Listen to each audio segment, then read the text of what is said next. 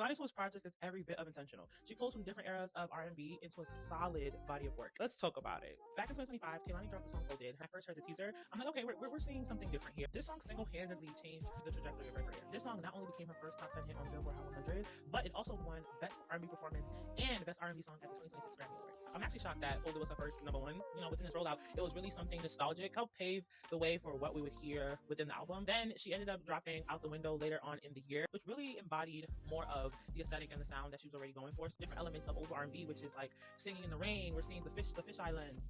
Fast forward to April 2026, she ended up dropping a Back and Forth with Missy Elliott, and she automatically basically kind of stamped it as a classic. Add to everything else. She then drops a feature visual. In the features, she had me at Lil Wayne. Let's really get into the nitty gritty of this album, okay? The key highlights, she really pulled out the heavy hitters for this album. Jermaine Dupri, Babyface, Jimmy Jam, and Terry Lewis. I really want to touch on Folded, I Need You, and Ooh, because that's a dangerous combo. Listening to Folded, that has Brandy inspired vocal lines, to then the next song being I Need You featuring Brandy, hearing Ooh afterwards, and then finding out that Carrie Hilson and Tank co-wrote on that song specifically, it kind of felt like a lived-in experience. Like, I felt like we were just going on the journey with her. My top 3 songs are I Need You, hands down. I'm not gonna lie, Ooh, I love Ooh.